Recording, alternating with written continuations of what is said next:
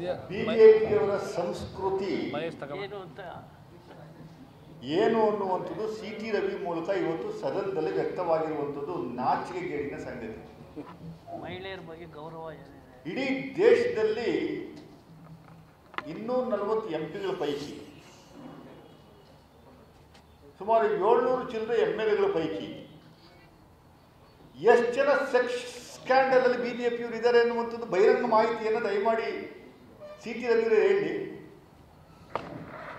ರಾಜ್ಯದಲ್ಲಿ ಯಾವ್ಯಾವ MLAಗಳು ಯಾವ್ಯಾವ ಮಂತ್ರಿಗಳು ಬಿಜೆಪಿ ಸರ್ಕಾರದಲ್ಲಿ ಹೋಗಿ ಕೋರ್ಟಿಂದ ಸ್ಟೇ ತಗೊಂಡ್ಬಂದಿದ್ರು ಸೆಕ್ಸ್ ಸ್ಕ್ಯಾಂಡಲ್ ಅಲ್ಲಿ ಅನ್ನುವಂಥದ್ದು ಹೇಳಿ. ಲಕ್ಷ್ಮೀ ಹೆಬ್ಬಾಳ್ಕರ್ ಅವರಿಗೆ ಪದ ಯೂಸ್ ಮಾಡುವಂಥದ್ದು ಇದೆಯಲ್ಲ, ನಾನು ಸರ್ಕಾರಕ್ಕೆ ಆಗ್ರಹಿಸ್ತೀನಿ, ದಯಮಾಡಿ ಇಮ್ಮಿಡಿಯೇಟ್ ಕ್ರಿಮಿನಲ್ ಕೇಸ್ ಬುಕ್ ಮಾಡಿ ಒಳಗಡೆ ತಳ್ಳುವಂಥ ಕೆಲಸ, ಒಳಗಡೆ ತಳ್ಳುವಂಥ ಕೆಲಸ ಮಾಡಬೇಕು.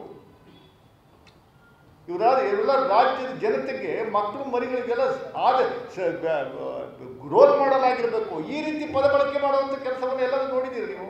ಯಾರ ಮಹಿಳೆಯರ ಬಗ್ಗೆ ಎಷ್ಟು ತುಚ್ಛವಾಗಿ ಮಾತಾಡ್ತಾರೆ ಎನ್ನುವಂಥದ್ದಕ್ಕೆ ಅವರು ಒಳಗಡೆ ಎಷ್ಟು ಆಕ್ರೋಶಗಳಿದ್ದಾವೆ ಎನ್ನುವಂಥದ್ದಕ್ಕೆ ಸಿ.ಟಿ. ರವಿ ಮೂಲಕ ಬಿಜೆಪಿಯವರು ವ್ಯಕ್ತಪಡಿಸ್ತಾ ಇದ್ದಾರೆ.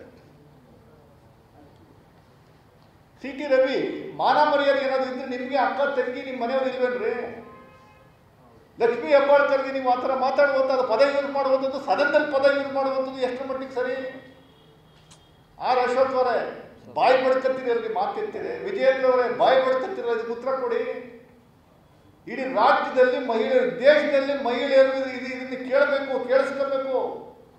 ಬಿಜೆಪಿಯವರ ಮನಸ್ಕೃತಿ ಹೆಂಗಿರುತ್ತೆ ಅನ್ನುವಂಥದ್ದು ಜನಗಳಿಗೆ ತಿಳಿಸುವಂಥ ಕೆಲಸವನ್ನು ಬಿಜೆಪಿಯವರು ಮಾಡ್ತಾರೆ, ಅರ್ಥ ಮಾಡ್ಕೋಬೇಕು. ಇದು ದುರಂತದ ಸಂಗತಿ. ನಾವು ಖಂಡಿಸ್ತೀವಿ, ಮುಖ್ಯಮಂತ್ರಿಗಳಿಗೆ ಆಗ್ರಹಿಸ್ತಾ ಇದ್ದೀವಿ, ದಯಮಾಡಿ ಒಂದು ಕ್ರಿಮಿನಲ್ ಕೇಸ್ ಬುಕ್ ಮಾಡಿ ಒಳಗಡೆ ತಳ್ಳುವಂಥ ಕೆಲಸವನ್ನು ಮಾಡಿ ಅಂತ ನಾವು ಆಗ್ರಹಿಸ್ತಾ ಇದ್ದೀವಿ.